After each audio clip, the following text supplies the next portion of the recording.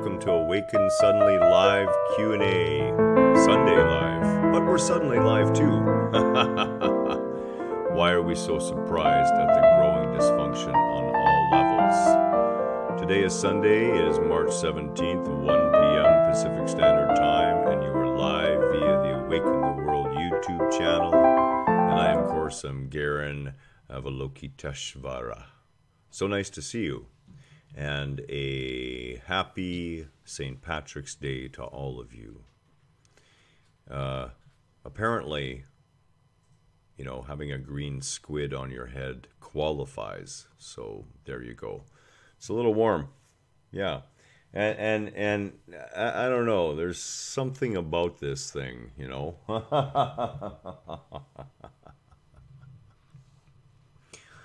So I don't understand why that banner is still there, and I'm just going to get rid of that because for some strange reason that didn't actually belong there. It was supposed to be another one, and I don't know why it didn't. So, we're not going to worry about it. Again, we'll blame the pills. So why are we surprised when all these things happening? I mean, let's just dive right into it, okay? When we see a mass murder event like we've just seen in New Zealand, and my heart goes out to all of those people, the people who witnessed it, the friends, the families, it, on its surface, is a terrible thing to see. It truly is. But we need to understand that individual and the few individuals who were complicit with them, as far as we know at this time, are a product of our societies. They're a product of our modes of living. And we can no longer say that the way someone chooses to live in another country has nothing to do with us. For indeed, we're finding out more and more that we are one people. I've been very lucky to have traveled to 51 different countries. And, if you include Canada, well, that would make 52.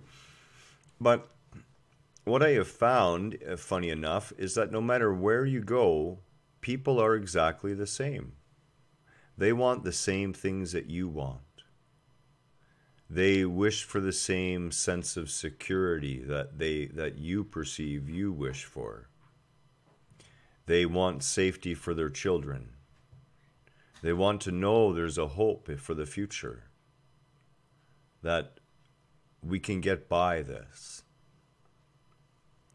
So why are we so surprised? Well, we're surprised because we live in a society and we think that just because everyone's doing it and we've done it all this time, that actually makes it right.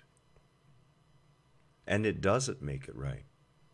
You see, we live in an ego-driven world. We live in a world that has completely subsumed ego unto itself.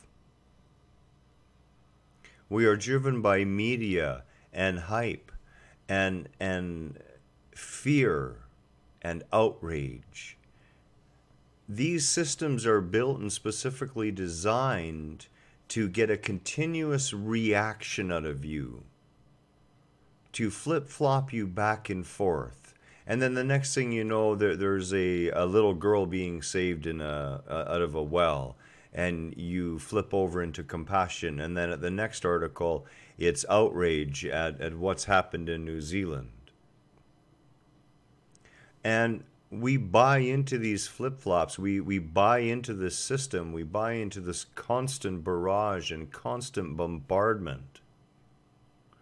And we don't realize that it is deeply programming us.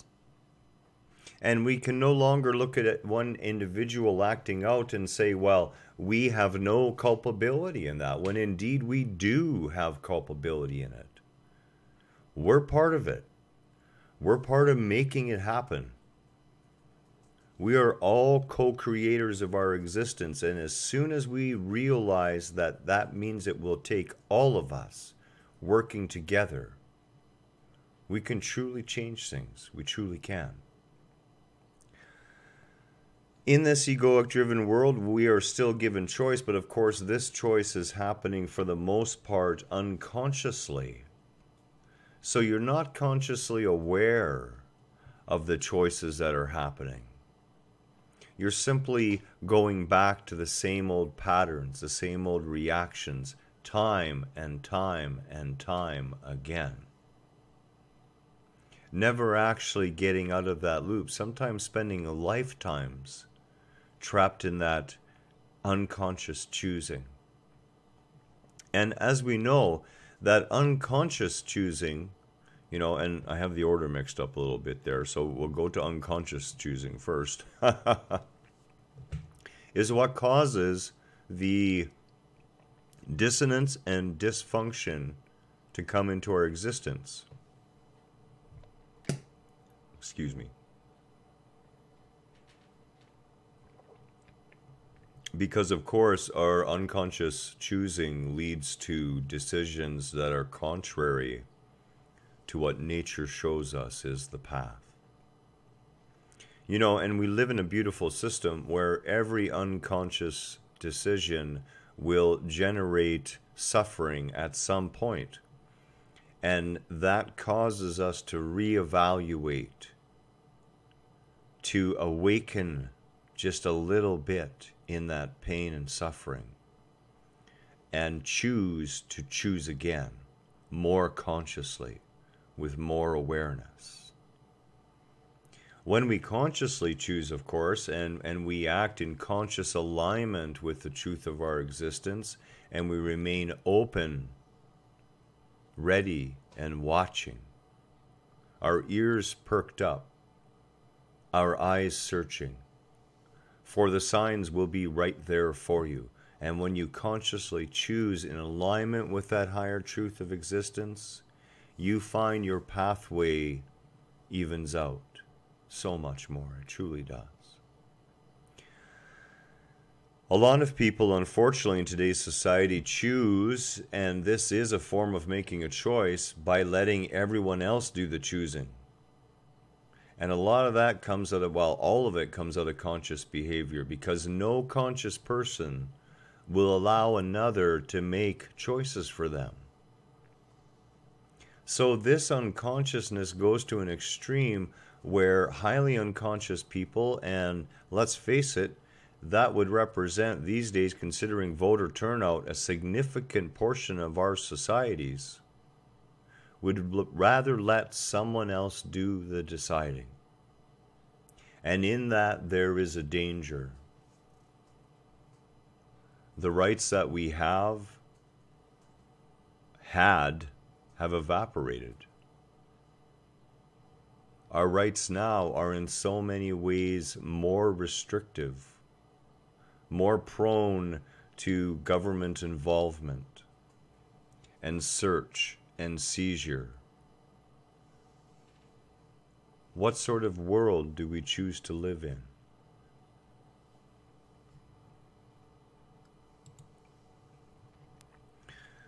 Those in the news, as I said, when you make the mistake of spending too much time looking at primetime news, you can see this flip-flop of emotional states. You can see this generation of hatred and of pain and suffering and murders. I mean, the news media is hungry for that. Why? Because as long as you're afraid, as long as you're angry and upset with a supposed them somewhere, you will sell everything out from underneath you to support the institution that's going to protect you. You've become a slave to your fear, a slave to your anxiety and rage.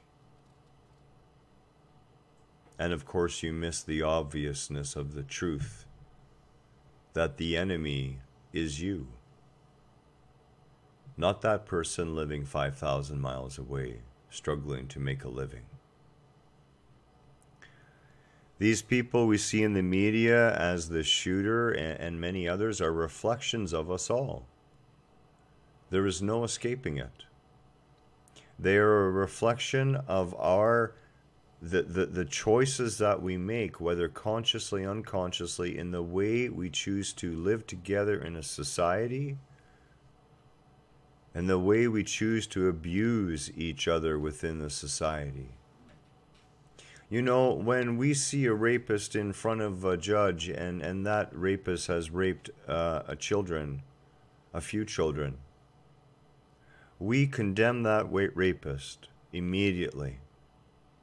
But we never see the child who is raped over and over and over again by their own father. We never see the child who lived in fear of visits to uncle and auntie's place because of what uncle did to them. We never go beyond what we see directly in front of our eyes, and we never consider the deeper significance that if our prisons are filling and if we are witnessing more and more dysfunction within our society, then we have to stop blaming those individuals. For indeed, they are showing us in a clear and blatant way that the way we're choosing to live is harmful to ourselves and to each other. Everyone around us is that reflection of ourselves, and we have to talk about what we're willing to allow to happen when we give in to such things as fear, when we give in to such things as anger. You know, I would challenge you to go and read closely the new security bills that were passed after 9/11, both in Canada and in the US, and see how many of your rights have gone up in flames over the fear that there may be another mass attack, over being angry enough about it to be willing to vote for anything as long as it involved bombing them into the Stone Age. We allow these things and we continue to participate in those parts of society that have existed for far too long now, that no longer serve us, and yet we use the line, well, it's always been this way, as if that's any assurance at all that what we're doing is correct. Or if what we're doing is creating harm for ourselves and harming others. Perhaps not even our own country, perhaps harming others half a globe away. Why raising consciousness is all that really matters? Well, you know, the crux of it is this, okay? If we as a world population cannot realize our intrinsic oneness, cannot realize the wholeness and value of each and every member of humanity, not in talk, but in word and in deed, until every last one of us is secure and safe and feels part of the whole, we as a species are going to have our collective asses kicked back into the Stone Age. And you know what? If you want to go that route, that's perfectly okay. I've seen it before. We can do it again. The population on the planet will be severely curtailed, and it will take millennia for humanity to emerge again as a dominant species on this planet. Now, as I said, all of these things are perfectly all right. It's not like we haven't gone through this before, and more than once. Lemuria and Atlantis were only one of those opportunities that we managed to throw ourselves over the cliff into oblivion instead of reaching out for that divine rope of togetherness, oneness, and wholeness. This is why raising consciousness is really all that matters. Anything else is secondary to that. You raise consciousness, and the consciousness of those people whose consciousness is raised will help to raise the consciousness of others, and those things which we continue to allow and accept on some level within our being, we will give up en masse. And it will not take years, it will not take studies and reports and talking about it. It will be a natural outpouring of our being to one another in recognition of ourselves within the other.